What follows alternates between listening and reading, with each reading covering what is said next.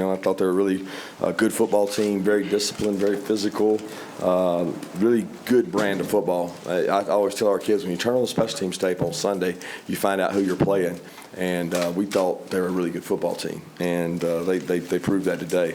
We also had played the entire game without punting the ball once, and really had 4 turnovers when you consider the fake punt included on that. So you're not going to grow up and mature. This was a growth week for us. We really talked about growth the entire week. I was very pleased with how our guys approached the practice and the games and the leadership. I was really proud of how we came out in the second half and got a 3 and out, and then the offense had a great drive all the way down. We just didn't cash it in for a touchdown. So we had some costly penalties and turnovers that hurt us, but our team got better today. And that was the key for me, to say, did our team get better today? And I can honestly say we played a good opponent and we got better. With that, I'll open it up. You said during the week that you needed to work on your composure muscle of the team. Did that happen today? Ooh, a lot. Yeah. I had to, I know. So I had about 5 guys come over to me, and they tried to give me a composure card that they keep in their back pocket. So, I was frustrated there with Ladd's. Probably a mistake to field the punt or not fair catch the punt. He knows that. Nobody's more disappointed than Ladd is. But that started it, Then you're going to have a fumble every now and then. That's part of football. But make good decisions when the ball's in transfer, in kicking situations. And we didn't make a very smart one there. Can you explain what is the composure card? Is that something that they give to you? What is composure that? card. Oh, goodness. The water knocked over. We keep our composure card in our back pocket, so we can apply it anytime we want. And we work and exercise that muscle all the time, and it hasn't happened this year. It got to happen several times today, and I thought the kids got to flex that muscle and use it. You don't get a muscle stronger without using it, right? So we certainly got to use it today. I probably need to work on mine for sure. How'd you feel like your conditioning held up in your first 4-quarter football game? I was good. I mean, we worked really hard Monday, Wednesday, sometimes even Thursday with the conditioning level. It was probably a little hotter out there than maybe the players expected. I think they went into it thinking it was going to be cool, but there wasn't a lot of shade. And I thought that they had a lot of guys go down banged up with injuries, and we came out of it pretty good. What do you attribute the slow start and uncharacteristic turnovers for you guys in the first half? I didn't think we had a slow start. We didn't punt. So when you don't punt, it's hard to say you had a slow start. Defensively, we did some good things, forced some guys out. I think you attribute it to playing a good football team. Games aren't easy. I think you guys may have a preconceived notion of a team, but we had the actual tape, and I had a lot of respect for them. I really didn't think we started slow. I thought we kicked some field goals where we need to score touchdowns. Kirby, what was your impressions of Bear Alexander and some of the other guys with you jailing out? Well, I had to see it, Like I saw he made the play, batted the ball down. There were times I didn't even know he was in there. I knew he played more snaps today. He practiced his best week of practice this week. So we felt like he was going to be able to play more snaps, and we thought that if they drove the ball on us and they went tempo, we would need to play more guys. And Trey did a good job rotating those guys through. Hey, Bill Norton got to play a few more snaps today, so that was good. We're increasing our depth. What do you say to Ladd when he's having such an uncharacteristic game? Just that I love you. I was upset with him there. Really, I was more upset after the punt, not the fumble, because the fumbles happened. But the punt was more decision. The fumble was something else. But there's nobody that feels any worse than Ladd, right? And we need Ladd. We're going to go where we need to go. Ladd's a big part of our offense. He's a big weapon for us. And he's also, people don't know, he's dealing with a foot injury, so he's not able to practice the same volume. So when you don't practice whatever your reps is, or 50 reps in a practice, and he gets 15 or 20, he doesn't get as much ball security work. He doesn't get hit as much. So we got to do a good job making sure he can practice, and we're not asking him to do too much. Kirby, a little like Kenny got banged up. Yeah. He had a thigh contusion going into the game, and he said he got hit on that same thigh again. They did a good job of tackling. They chopped us some. Several guys got hit, low on the tackles there, and they do a good job of being forceful with it. And we had a couple guys we had, I think, 3 or 4 guys coming out of the last game with thigh contusions, which Kenny has that as well, but we think he's going to be fine. Kirby brought the 2 more rushing touchdowns. Just how dangerous is it to make drop backs when you've got him wherever you can line up on the field and hand it to him? Yeah, what a weapon he is, what a tough character he is. He makes you defend the whole 53, right? So when he comes in motion, the expectation is I got to stop the sideline, and it loosens them up inside for some softer runs too. When you run for 250 and throw for 250 or something like that, you're doing something right. Kirby, I know you don't see, you can't look at the big picture in college football, but is there a player more dynamic right now than Brock in college? You just said it. I don't know that there is because I don't get to see it. I don't feel like I've seen many games this year, but it's hard for me ever to do comparison. But for what he does, I don't think people understand what an incredible blocker he is. And he doesn't get to do that much. The other incredible player out there is Darnell. If you go back and look at Brock's biggest plays this year, Darnell's been a big part of that. And I was so proud and happy to see him. The first play of the game, he's wide open, and the play was to go to him. And Stetson took a shot, being aggressive, and Darnell was there. The very next play, Brock gets a touchdown, and Darnell's celebrating. He's the first one in the end zone to go celebrate with him, and his block sprung him. And, again, Darnell's blocking combined with what Brock does on the perimeter and even the catch Darnell made today was pretty incredible. So the package of those two, they complement each other really well. 3 rushes, 3 touchdowns. When are you going to move him to the running back room? I don't know. He's practiced there. He's had to because we've had concerns there at back in terms of staying healthy. But he can line up and play about anywhere. What did Dejon Edwards continue to show? Toughness. He's the one guy now consistently that breaks tackles. He's hard to tackle. He's low to the ground. He's like a ping pong in there and just keeps going. I thought his run game really came through for us in the end when we knew we had to run the ball, and they knew we had to run the ball. He's an incredible toughness guy, and he works every day really hard.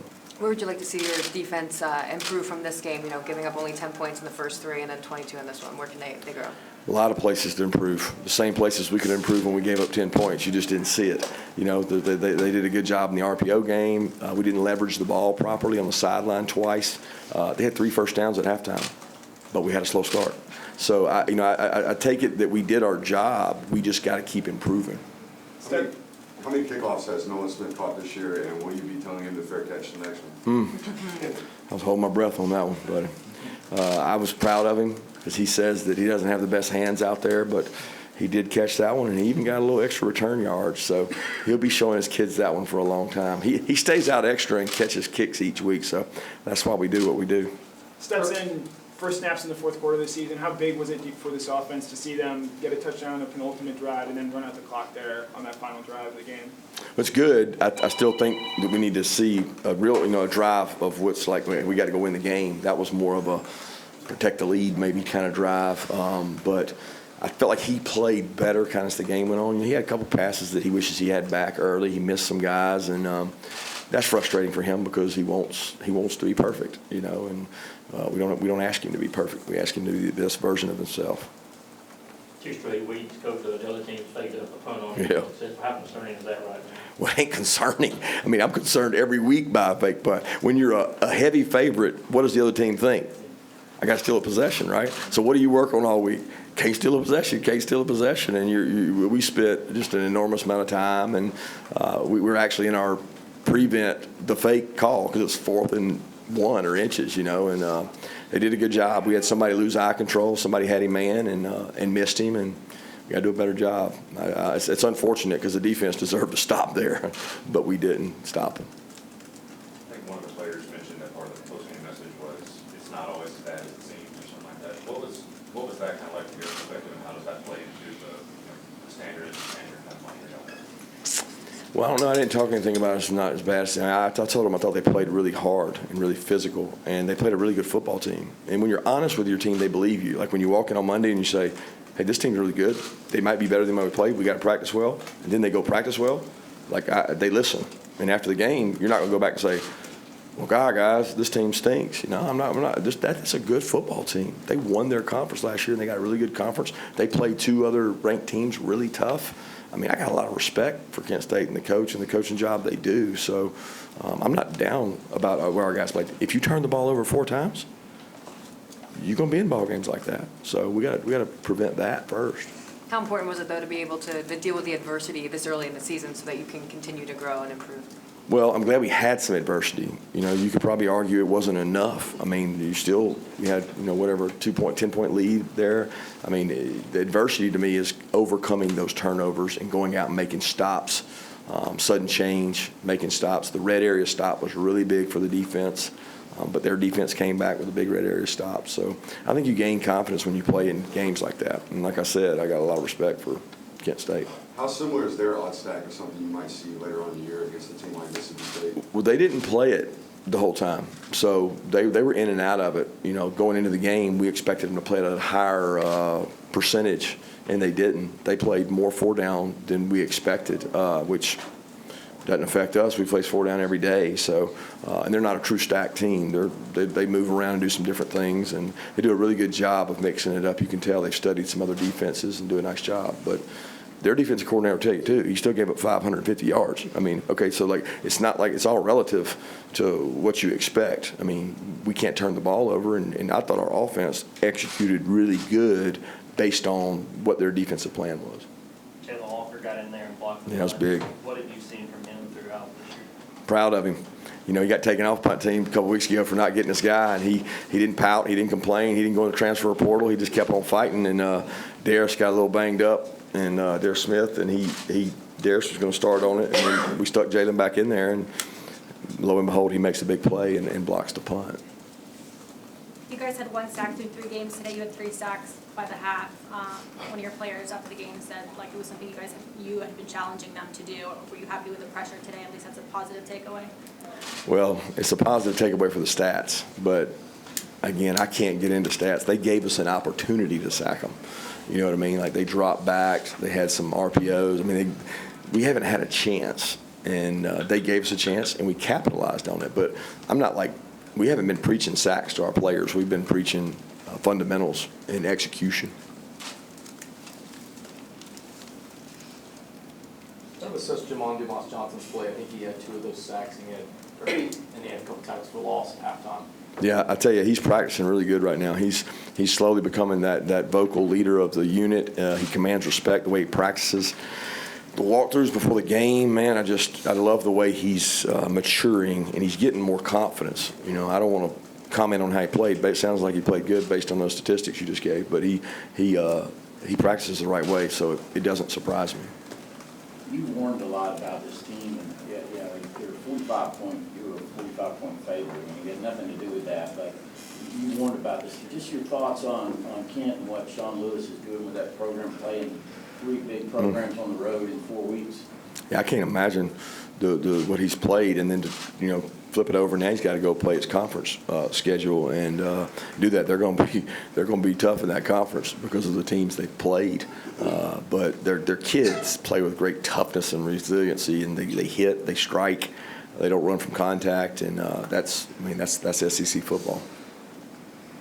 Take 2 more questions.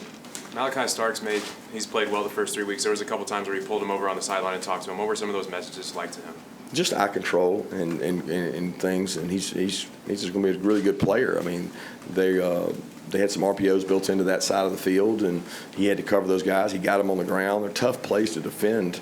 The way they packaged the plays, did a good job of hitting. I told you, the quarterback is a really good player, and he could throw those balls. And they have 2 wideouts that are going to get drafted. I mean, they got good players, and so I just wanted to give Malachi a chance to mature. I want to play Dan, show confidence in him, and continue to play all those guys that play winning football. Michael Williams named up today. No, Michael played a good bit. I don't know how many snaps he played, but Michael played. Thanks, guys.